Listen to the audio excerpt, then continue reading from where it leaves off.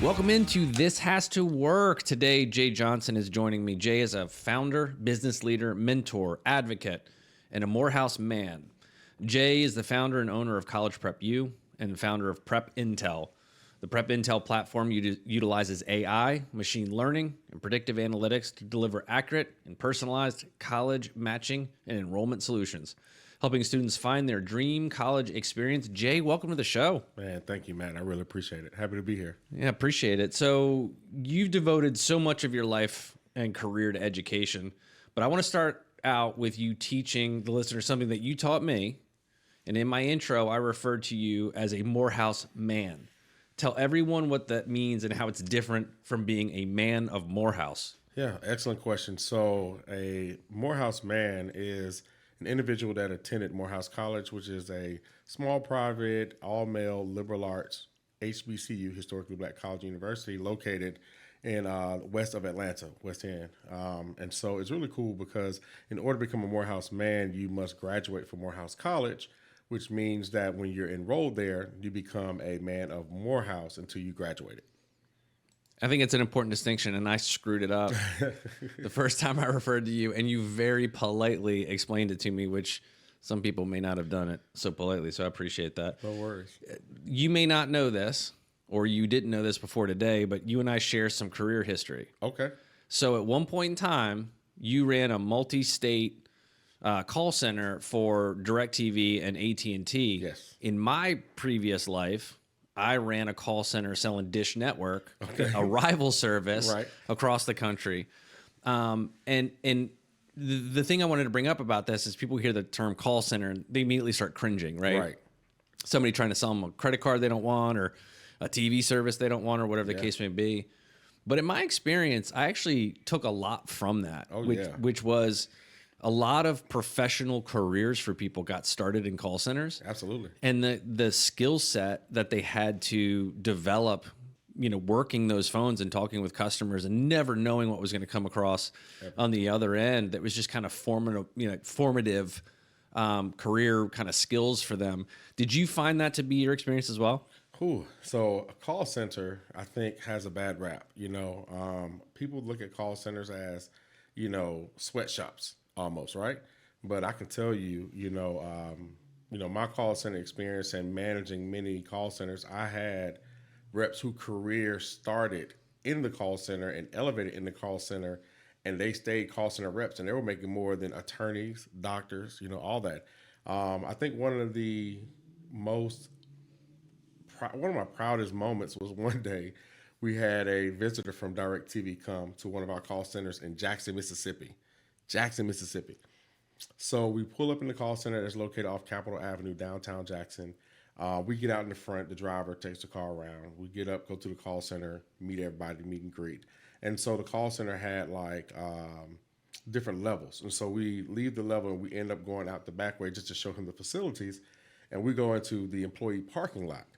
We go into the employee parking lot, and I mean, it's nothing but Lexus, Infinities, Mercedes. He's like, man. He's like, how much are we paying people? He was looking around. He was like, man, so who else shares this building and things of that nature? And I was like, oh, okay. I think it's one law firm that has 2 members. It's a 2-member practice. And he was like, well, who all these cars belong to? I was like, the call center. And he was like, these call center reps drive these cars. And we're in Jackson, Mississippi. And I was like, absolutely. And he was just shocked and astonished because I was like, we got the goal for the call center reps in Jackson wasn't to hit management. They thought management was a downgrade in pay. And so once their commission structure hit, as well as different type of quarterly incentives and bonuses, you got guys making up to $200,000 a year, taking calls where people were yelling at them. Right. And so that center in Jackson was a retention center. So when people say, hey, I'm going to cancel, okay, great, we want to get you to the retention center, they get someone who specializes in listening to someone's problems, understanding what the problem and positioning a solution, and then turn around and upselling them more service. So I'm calling to cancel my whole service. Now, not only am I keeping you guys, but I just added voicemail. Right. And a cell phone. He was like, what? And so and at least one Lexus car payment in the process, right? Exactly. So that was one of the things that I think that I was able to really apply to my own journey as an entrepreneur was one, grit. Two, the key to selling anyone isn't selling and telling, is teaching. And then, but you got to listen. So once you can hear what the problem is, understand the frustration of that individual, you can then find the solution in the frustration, because people really tell you what it was. And one of the techniques that we taught our reps, and I still use to this day, which is mirroring. We just say the last three words that someone said, and then they'll be like, I hate this place. So you hate this place? This place? And it was like, yes, my phone never works and just like that. And next thing you know, we find out the issue, do this, that, and the third, and now they loving us, Did you find that you spent a tremendous amount of your time kind of developing, and not even like call center skill sets, but kind of professional skill sets? Like, I mean, a lot of times, at least in my experience, was this might be the first professional environment that some of these operators or these associates had ever been in. And so you had to like explain to them like why showing up on time is important, and like why coming back from lunch on time is important, and not calling out sick, or, kind of bringing your best self to work and all that kind of stuff. And did you find that to be the case in your experience as well? Absolutely. Matter of fact, it was something a little bit different. When I was in college, my first internship was at Bell South. And so I was that person who learned that ability as well. Being in college and not really having to understand how in a workplace, timing is everything. If you say you're going to be here, or you schedule to be here at a certain time, you need to be there. Bell South had a very strict policy on tardiness. And so, once you see how someone can, lose their job because they were late to work that day, late from a break, and late from lunch, those are three separate write-ups. Oh, wow. You're fired by 5 o'clock. Yeah. And so to me, I learned that, and then being able to show others and then see how it impact, not only the call center flow, but really how it impact how you do business. Right. Because, one of the things that one of my managers said that I'll never forget, he was like, if you're late today, then how unprepared were you last night? And I was like, man, he's like, because if you got a call, the bank said that, hey, if you come to the bank at 9 o'clock in the morning, we'll give you $1 million. You'll be there at 9 o'clock that night. Yeah. Right. So like act as if, Yeah. this is $1 million decision. Yeah. So in that experience, coaching, empowering people, all of those things, do you think that's kind of part of where you caught the bug? Because other than that part of your career, as far as I can tell, you've really been, really focused on admissions, specifically college admissions, and helping not only the students themselves, but the parents, the school systems, all the supporters, all the facilitators kind of around that. Like Right. Everything about your kind of, let's say, your adult professional career has been focused on those things. Was that a, part of your journey? Was that part of like what inspired you to do that? Or was it just like, hey, just another extension of things I take seriously? So actually, to be honest with you, man, it came from my mom. So my mom was an entrepreneur, and with my mom being an entrepreneur, she ran a business. She actually opened up the very first barbershop in College Park, Georgia. And so I watched my mom dominate a male-dominated industry, and also watch her handle cash. But the things that I saw the most was that my mom never was late. She never opened up her shop late. She never closed too early. She adhered to whatever hours. She addressed every customer, and she required the same thing of her barbers. And, it's funny because, like, looking back at it in hindsight, she was you can almost compare her to like Nick Saban, with this. And I'll tell you how. The reason why I draw this correlation is because, like, the way my mom taught barbers how to be entrepreneurs was she empowered them to be over their own business while they were under her shop. And so she held them accountable and responsible for everything they did or did not do. And so if someone couldn't make their booth rent, they had to go. She treated them as if she was their landlord. And what she ended up putting out was individuals who ended up working for her not only went out and started either their own shop or became successful in their own right in different industries, but then, they really attributed all of those things, that discipline that they never had, to her because she was super disciplined. Even just to be funny, one of them right now, currently as we speak, is the manager of Killer Mike. Oh, wow. Right. So we're talking like music industry and we're talking haircut. So like when I say Nick Saban, I mean like she trained individuals to be top coaches. And so for me, watching her, have that grit and get up and do that, I didn't pay for my first haircut until I was 23. And so and so watching her get up every day, and then she wouldn't even cut my hair. I had to pay a barber in her shop to cut my hair. That's awesome. And so I learned that from her. And so then that helped me understand what, professionalism looked like, but then grit, because she never quit, and I've seen the hard times that she went through and the ups and downs. But for me, that made me look at every industry like there's something that you're providing for someone that need it, and you got to show up every time, because that person who's coming to you to pay you does not care how you feel. They're paying you for that job. Right. And that was it. Yeah. So you spent an early part of your career in admissions, like literally doing admissions, I believe, at Miles College. And so you've gone on now to create 2 successful ed tech platforms. But I want to take a step back. Admissions, as you've shared with me, is not as straightforward as people think. They think you send in an application, somebody reviews it, they put you in the yes pile, the maybe pile, or the no pile, and then that's kind of the admissions thing. But nothing could be further from the truth. But my curiosity is, as you went through there and you saw how an admissions process worked, how did that inform what you went on to do with College Prep U and Prep Intel? Yeah, excellent question. So I think the biggest issue that I saw, really a big gap, was the fact that between admissions and a family was a lot of just like misled information. A lot of things that people couldn't research or, necessarily find ways to solve, the equation of can I get in? And what happened is there's so many different terms. It's kind of like we see there's so many different terms that you hear people say, like rolling admissions, right? When you think of rolling admissions, it's like, okay, great. Well, that can be, hey, their deadline actually is just ongoing until, class start, or rolling admissions can be, we've gotten so many GPAs and ACT scores at this level that we're going to roll up the requirements to get in. And so, as a parent, you don't know that. As a kid, you don't know that. As an adult, you don't know that. But those are terminologies that are commonly used amongst different institutions and the reps who represent it, because that's the language we speak to each other. And it's really a way to confuse the buyer.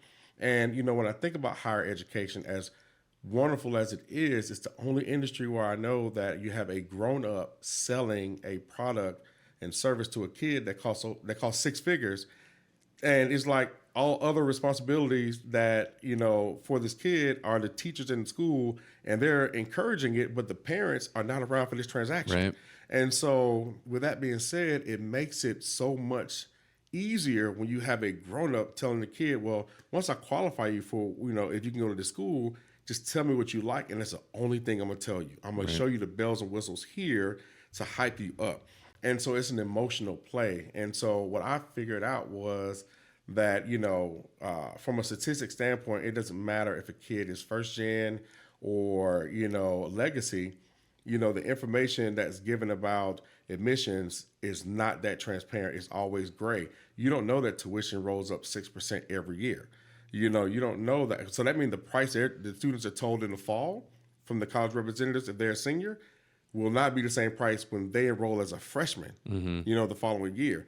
And so it's so much misinformation that I wanted to be able to create an environment where students can come, get the information that they need, make the best business decision, and that outcome not only support that student, but it helps the university, because it helps them with the retention aspect of their admissions as well as their enrollment. And so ultimately, when we start looking at this industry, it so lacks transparency. And that's what I wanted to create, just a very transparent process, so that way individuals can make the best choice on both sides of the house, the families and the institution, and then everyone can be happy. I would also assume that the lack of transparency creates all sorts of access issues.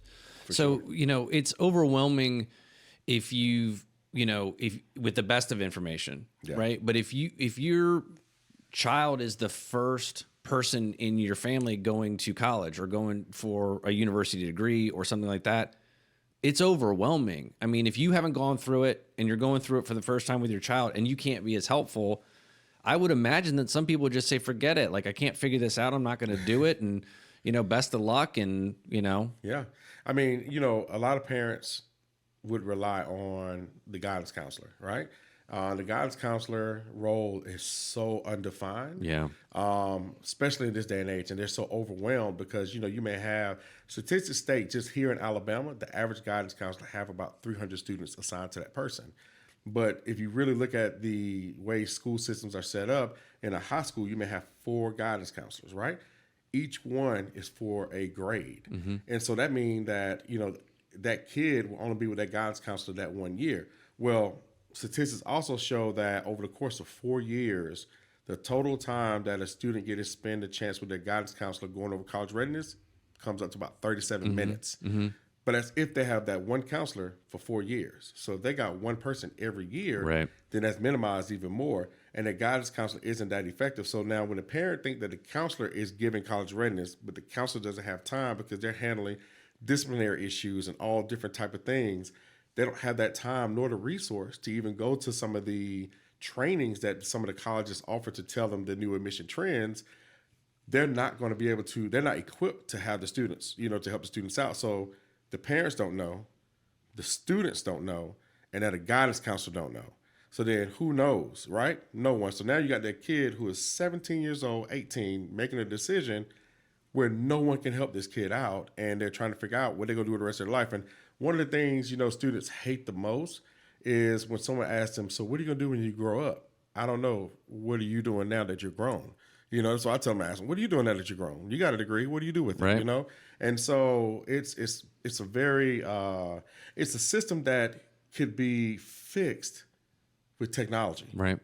That's what I learned. Which is a good segue into Prep Intel. So the thing I found interesting about it is, you're selling to the institutions, you're selling into the actual, we'll call them the primary users. Yeah. But it's really for the benefit of both sides of that equation that you just kind of laid out, right? Yeah. Which is universities, colleges, they want students that are not only going to do well at their university, at their institution, but is going to be additive to their cohort, right? Yep. To their class, to their school, to their community, all of those things. And it's incredibly hard to tell that in kind of traditional means. Yeah. And so you've developed Prep Intel. So talk a little bit about how that serves. I don't want to call it a matchmaker because that's way overly simplistic. Right. But how it helps those two kind of unknown entities find each other in a way that's really successful. Yeah, no doubt. So excuse me, just in case I become a little bit too wordy, but I'll just break it down into 2 segues. Let's talk about how it benefits the institution first. Okay. So for the institution, if you think about it, an admission counselor, the person who go out and recruit the students, the average career is shorter than an NFL career. We're talking 3 years or less, right? For the average college recruiter. Average college recruiter, Wow. their career is less than an NFL career. Total career, just where they are. Where they are typically, and depending on what their goals are, could be total. But definitely for per institution, you'll have someone, and they can even be an alumni, and their career may be less than 3 years there. So just when they have kind of that institutional knowledge, they really know what they're talking about, they can really kind of, size stuff up, Yep. they're gone. They're gone. And the reason why is because it's okay for a person that work in this capacity to jump from college to college. So literally it's just like sports. And so when you really take a chance and just look at what that mean that there's no consistency amongst the information that's dispersed amongst the general population of students. So now you got a college who has, churn rate is ridiculous, trying to always hire. And let's just be very clear. There's never a great time for a college to have to hire people, right? Because every day is recruitment. Then you have a soaring number of students transferring or dropping out or just not going at all.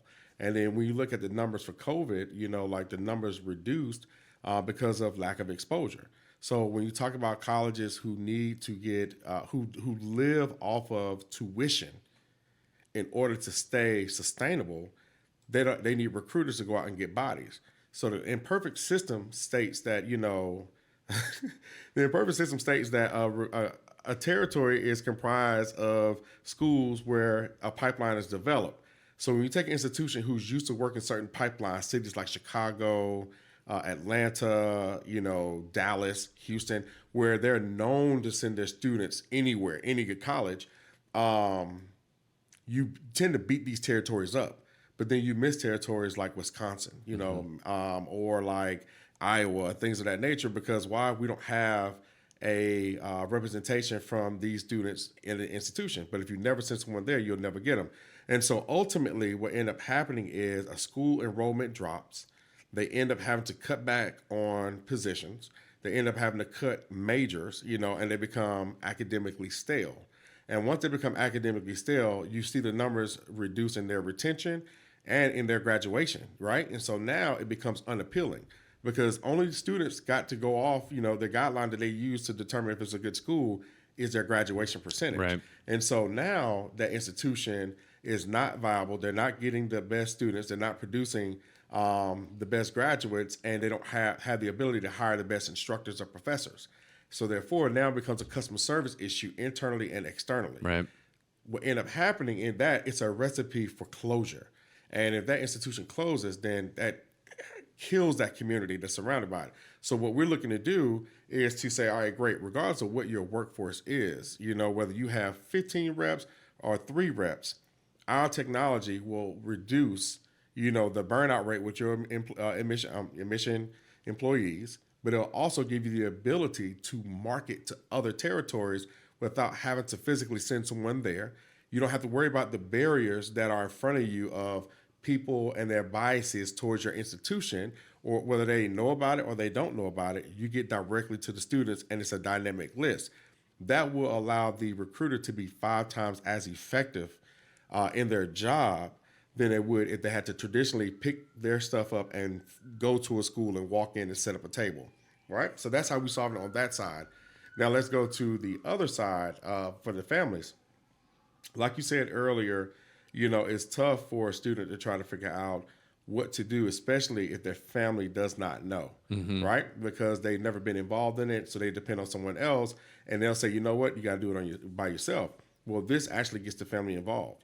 Because now a student can upload their test scores, their transcript, they can upload their likes and interests and extracurriculars, and they even upload letters of recommendation.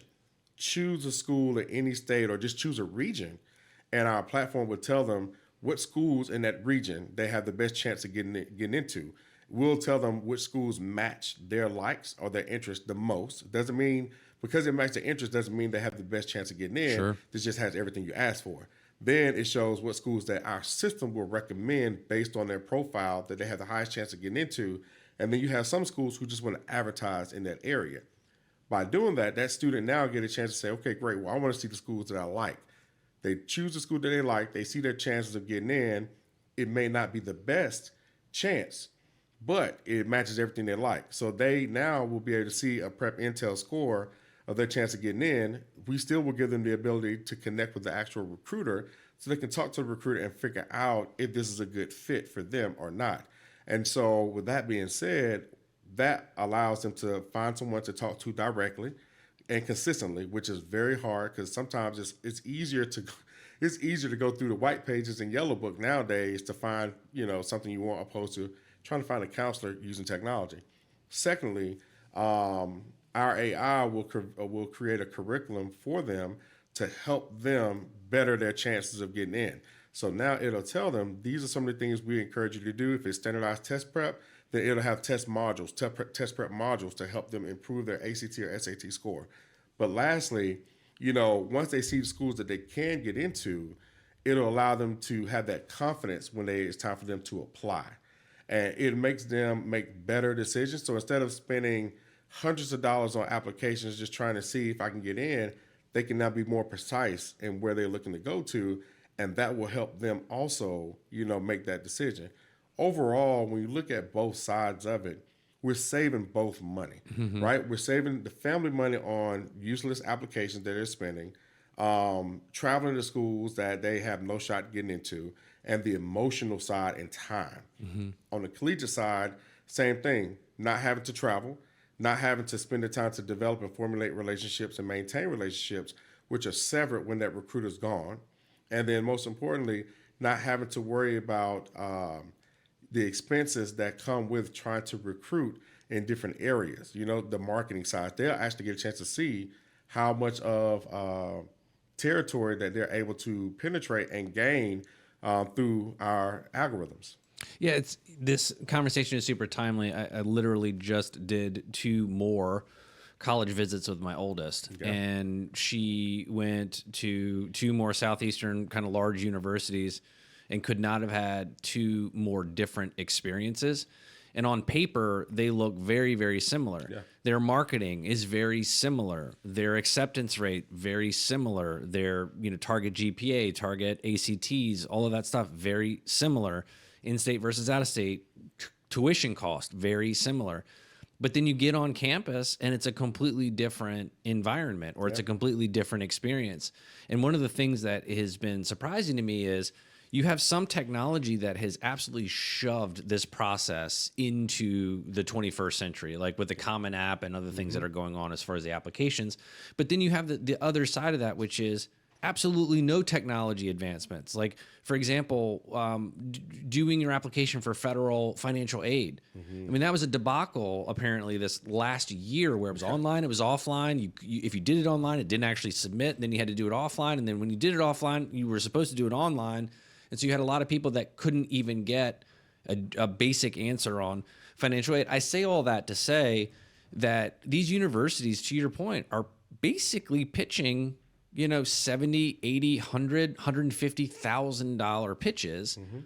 And ultimately, a lot of times, it's a sophomore tour guide walking them around making this $150,000 pitch, and frankly speaking, a pretty important life decision. Yeah. And without context, with all the bias in the world, because their whole thing is to just try to get you on campus. Yeah. And so it's been this thing where I keep looking around and I'm going, there's got to be a better way. And so, hearing you talk about Prep Intel, it just makes a ton of sense. Now, with College Prep U, that was what I would call a service platform, right? It was very hands-on. It was kind of one-on-one in a lot of ways, all-encompassing, right? Because on that platform, you're working with the schools, you're working with the counselors, you're working with the recruiters, you're working with the parents, you're working with the students, and all of that to basically improve access and better outcomes. Yeah. Prep Intel is now a tech platform. And so in that transition for you as a founder, what skills and what things have you had to learn and push yourself to do? You're an incredibly motivated, ambitious guy, but what did you have to figure out and learn being, a founder of a tech platform over a service platform?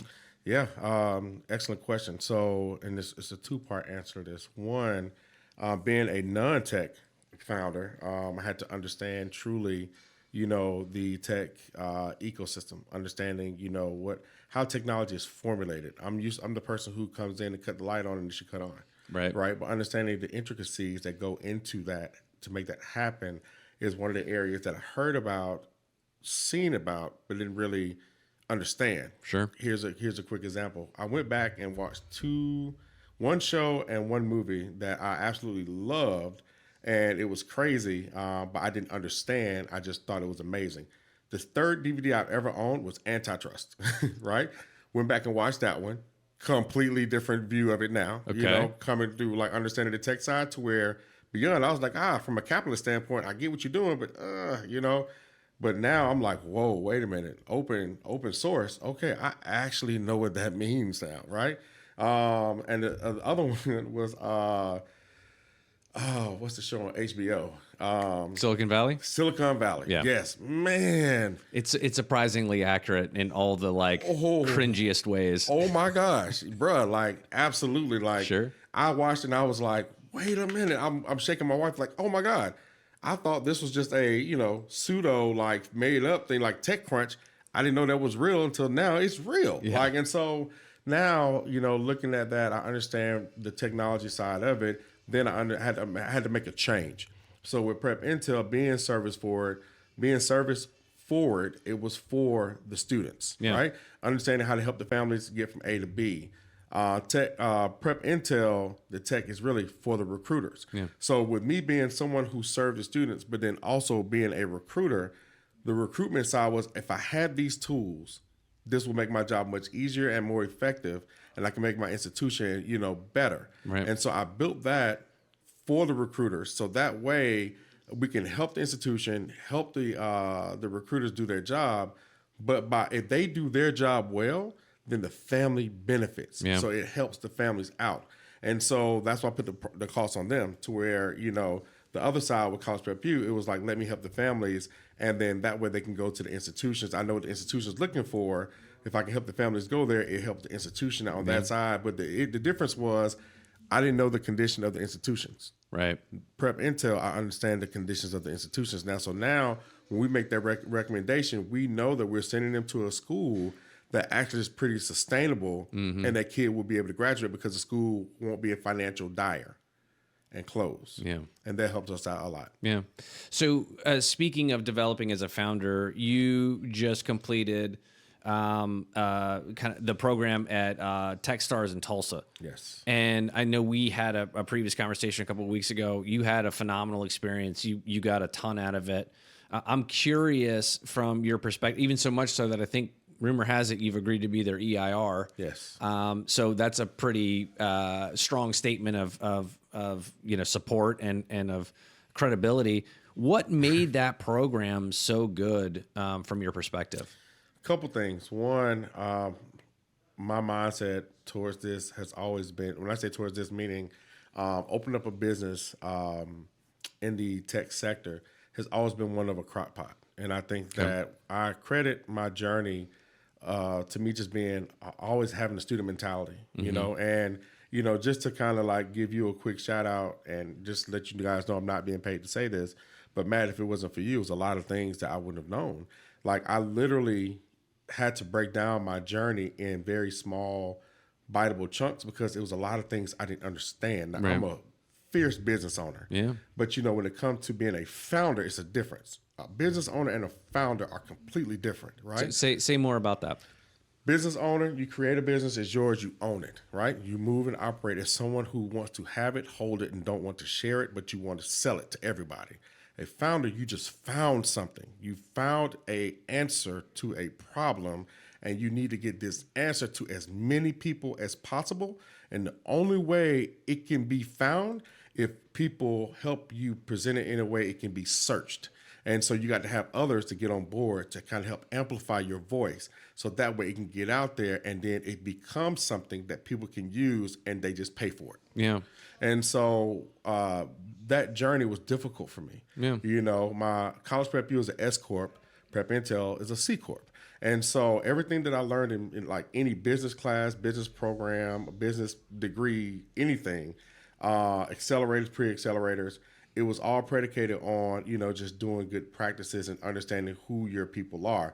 But to get to that point, even at Techstars, it started with conversations with individuals who were successful, who failed, who understood things, who did not understand things, and me being open enough to receive as much criticism as well as information about everything I didn't know. And just like with you, one thing I can tell you, and I said your name 1,000 times up in Tulsa, that, out of all the conversations that we had leading up to me going to Techstars, and you was here with Prep Intel before it was Prep Intel, where it was all under College Prep U, when it separated everything through the journey, was the fact that you taught me some of the basic core principles of understanding how VCs look at things. Mm-hmm. If I didn't understand how an investor would look at things, I would only think of a bootstrapper.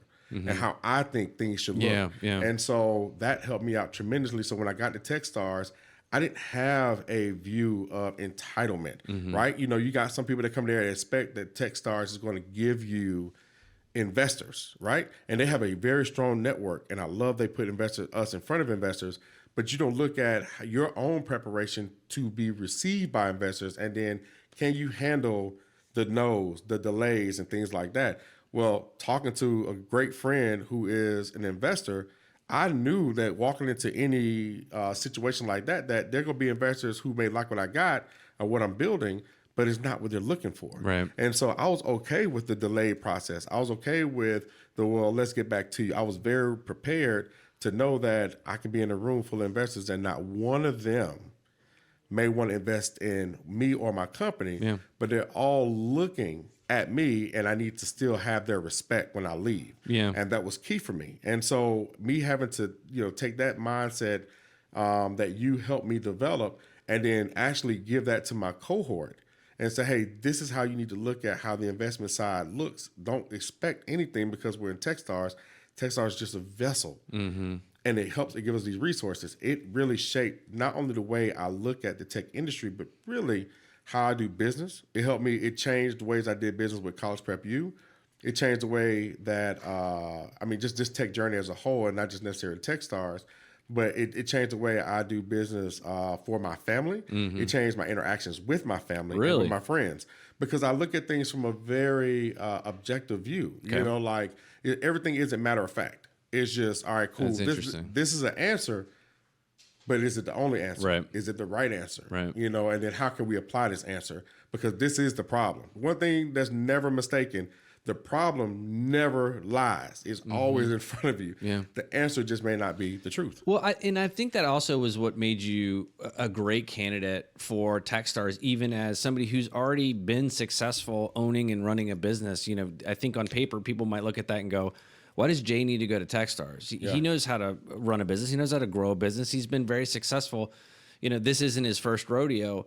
I think you were a great candidate for that for a couple of reasons. But one is is exactly what you just said, which is I'm not really interested in being right, but I am interested in the right answers. Right. And so you have to kind of be open and adaptable and say, I don't know this stuff, or I don't understand this stuff, or I'm going to have some humility or some vulnerability to ask questions from somebody I think might know this. Yeah. And I think I think it's a lesson for everybody, myself included, which is you can get to a point where you start thinking, well, I've got this figured out, or I think I know what I'm talking about. And that may or may not be true, but as soon as you start doing that, you stop listening to the people around you who might be offering you something. But I think I appreciate the kind words. I would say it's useless if you don't have the other person on the other side of the equation who's saying, right. I'm open to this, or I'm open to hearing this. I'm open to kind of learning and growing. So Jay, I want to make sure that we take advantage of this because, and this is somewhat selfish, admittedly, because I am going through this process with my daughter right now. But what is the biggest misconception parents or high school kind of juniors and seniors have about applying to college? That they got time. That the process it should be what they want it to be, and also that their kid is special, and that's it. Like your kid is special to you, but it may be average to an institution. Case in point, had a kid that had a 5.0 GPA, 35 on the ACT, 5.0 GPA. That's crazy. Exactly. And the kid literally did things like build a water infiltration system using solar energy in like Africa, like did all these different kind of things, right? But yet didn't get into MIT. And so mom was like, I don't understand. Like we done everything right. Why did my kid not get in? Yeah. And was really getting rejection from like certain schools. Like, I hate to say it, but this kid was like flying into New York City to go visit like NYU and Columbia and RIT, Rochester Institute of Technology. Yeah. And literally, and it was crazy because you got to think like what they call Ivy Day is April Fool's Day. Right? It's April 1st. So explain that a little bit. So April 1st is a day that most of these very selective colleges are institutions that have a very low percentage of students they admit, but have a very high count in applications. And they're very popular, very well known, and they're known for producing strong, businesses, business candidates, business owners, or whomever, right? Leaders, shall I say. And so, on this one day, all the students that have applied that what they call regular decision, because there are three different types of decisions. You can do early. So early decision is like, and I'm going to break it down like relationships real fast. So early decision is a monogamous relationship. You find one institution that you absolutely love and say, hey, I'm pledging my life to you. If you accept me, I'm coming. that gives you a smaller, very small percent chance higher of getting in because you got to get your application and everything in there early, typically November 1st, November 15th. Second one is early action, where it's like, hey, I'm single, ready to mingle, but yet still I got these group of individuals that I want. I'm not committed, but I just really, really like you, and I hope you like me, right? And so that still give you a little bit of boost, but not that much. And then the last is regular decisions like, hey, look, I'm just playing the field to see what's up, and that's it. And so regular decision admitted day is typically April 1st for these very selected schools, which is April 1st, which is April Fool's Day. And so these kids get these emails that say, hey, unfortunately, you were denied or all this on April Fool's Day. They're waiting on this. And so this kid was descending into LaGuardia, getting ready to go and tour Columbia and NYU. And before the wheels hit the ground good, he got an email. Wheels hit the ground. They pull him to the gate. He's able to check his email. It says, hey, unfortunately, we are not accepting you. And he was there in New York to go visit Columbia, right? Get off. Mom called me. I talked to him. I said, hey, you're a champion. Don't worry about it. Like, you're good. I told you these schools are hard to get into based on personalities, but it is what it is. Keep moving. Literally get to the hotel same day. Supposed to tour NYU the next day. Get an email right then. Hey, unfortunately, we're not accepting you. NYU 5.0, 35 on the ACT. Again, mom is like, well, we're just going to catch a play on Broadway. And I was like, well, good thing is he already got into RIT. So let's go visit RIT, right? And so parents come back. They're super confused. They come to my office, and they're like, we just don't understand why. Why did he not get in? He's done everything right. And I was like, yes, he's done everything right, but he's competing against so many kids who've done everything right. So that 5.0 is just like a 5-star player on an Alabama roster. Right. Great. You can go to any other school and start, but here you're behind 2 other 5 stars. Yeah. You got to wait your turn. Yeah. So that leads me to my last question, which is, other than engaging wherever possible with, college prep U and prep Intel, what piece of advice would you give some of these juniors and seniors who are applying or getting ready to apply to college? What's like the one piece of advice you would want them to consider? Yeah, use Prep Intel. Yeah, that's it. It's pretty solid. Yeah, but outside of that, it's the admission process can be fun if you remove the emotions out of it, right? Okay. So don't get so caught up in your love for an institution based on family legacy, friends, anything emotional. I need the institution to really, look at me for who I am. But at the end of the day, it's my decision where I want to go, right? Just to kind of bring things in perspective, right? So you took your daughter to a college tour at 2 different schools, and basically they did everything they could to try to make the institution look amazing, right? How many times have this institution come to your house? Right. So you don't have to have them come to your house to make your daughter look amazing. Mm-hmm. Is you going to them because they got to put on the bells and whistles. Because at the end of the day, and here's a funny joke, like, what do you call a college with no students? Out of business? Closed. Closed. Absolutely, right? Out of business. So with that being said, they need butts and seats. Right. And so they're going to do everything they can. So long as that model stays in place, then a kid really has the choice to choose where they want to go. It's 5,000 colleges in this country alone, over 26,000 throughout the world. Yeah.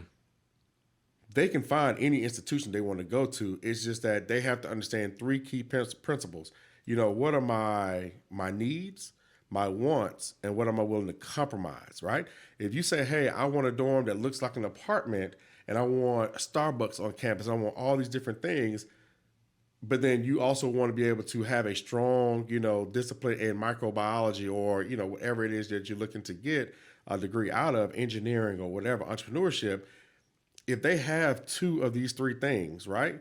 They got strong academic rigor, they have quality student life, but they don't have a Starbucks. Are you willing to compromise on that? And that's it. Just understand, what do you need, what do you want, and what are you willing to compromise, and just remove the emotions out of it, and you will enjoy the admission process. And then there's nothing wrong with shooting your shot. Just don't get emotionally attached to it. Yeah, yeah. So, Jay, where can they find you? Where can they find Prep Intel? Where can they find you on socials? Yeah, so you can find me, Jay Johnson. I'm on LinkedIn. I got on like Shades, probably, I don't know when this will air, but Jay Johnson 0129 on LinkedIn.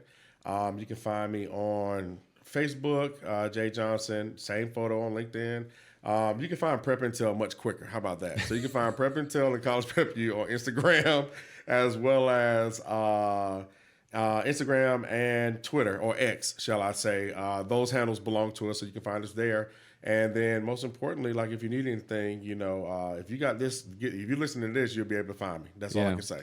So do the work to find him on socials. I'm going to tell you right now, it's worthwhile, because if you do reach out to Jay, I can guarantee you he will respond back to you and engage in all of the best ways. So Jay, really appreciate you being on the show. Thanks so much for being here. Thank you so much, man. Have a great, this has been amazing. I really appreciate it. Absolutely. Thanks. Yeah.